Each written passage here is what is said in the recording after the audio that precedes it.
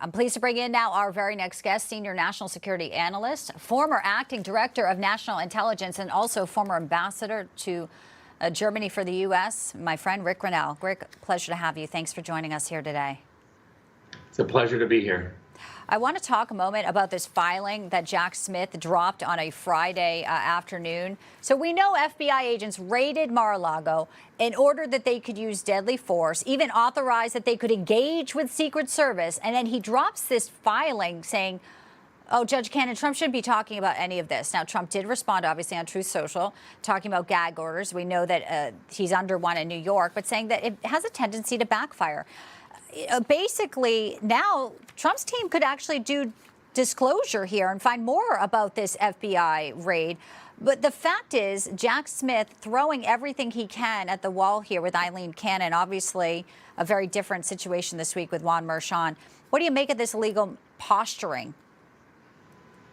Well, first of all, let me just say, on the day that we wake up, remembering that freedom isn't free and that some gave all so that we can have freedoms, I'm getting to the point where I'm moving into the pissed off phase at what's happening in our country, because our freedoms are being taken away. We've got an administration that is hell-bent on trying to lock up Donald Trump. 91 different charges. This is not freedom. This is campaign and election manipulation. This is the type of thing that we call out in other countries. Jack Smith has a long history of locking up people that he doesn't want to accept politically. And his record at The Hague was atrocious. He left The Hague, came back to the United States, and now what is he doing? He's trying to take away our freedoms here in this country. We've got to stand up to this guy. He's manipulating the American way. It's very un-American. Everybody sees this outside of Washington, D.C., and I hope that people understand that they have the power in November to throw these people out of office and return back to the American way. Well said. We're going to talk about the Libertarian Convention and also your dinner that you hosted in Michigan. But I do want to get your reaction as you talk about, being upset, angered, pissed off. I mean, this is something that's political as well here. Biden administration, there's a report today that now they're pressing European allies, Rick, to back off any plans to rebuke Iran for advancing their nuclear program because, well, they don't want anything before the presidential election. And yet this is the same day, hours later, another report drops right out of Vienna that, Iran has further increased its stockpile of uranium-enriched near weapons. They have also not reversed its September 2023 decision to ban nuclear inspectors. So the IAEA can't get in there to look.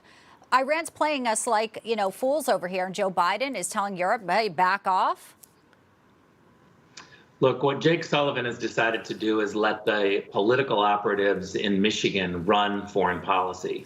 And this is really a scary moment because what we know is that there's a war in Israel and in Gaza because Joe Biden funded Iran. Iran takes its money and sends it to these terror groups.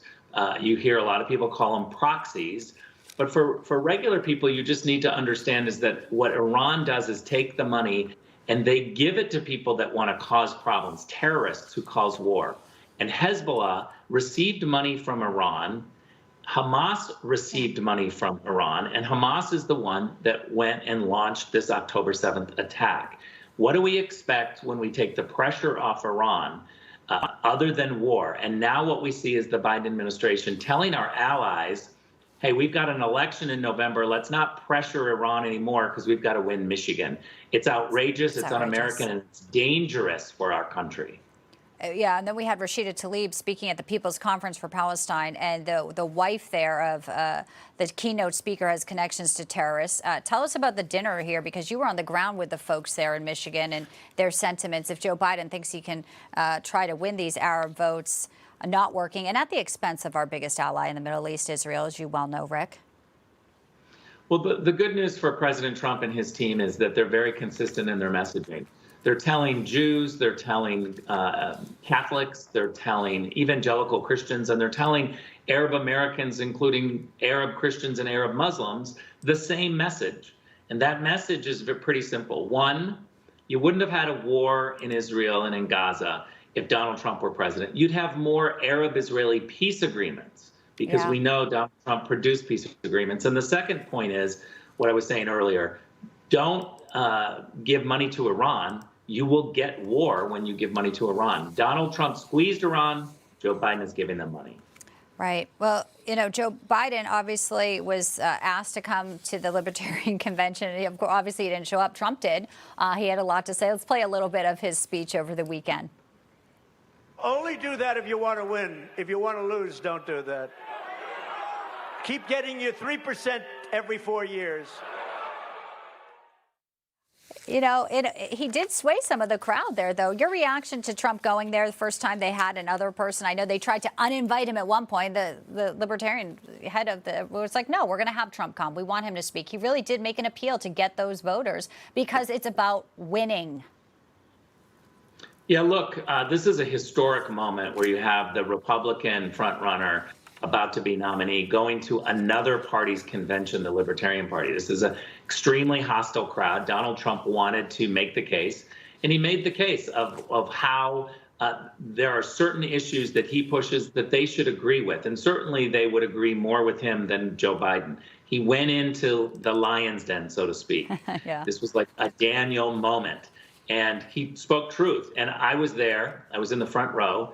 And I saw all sorts of people, some who were, imagine this, Bianca, some who started off booing and by the end were cheering on their feet. They understand what's at stake. I think Donald Trump was brilliant to do this. He's going to pick up so many libertarian votes because he presented the case to them. Imagine Joe Biden trying to go into another party's convention to talk about these issues. He could never do it. Donald Trump does this all the time. Yeah, it's amazing that, like you said, from one beginning of the speech to the end to bring them around and coming together again.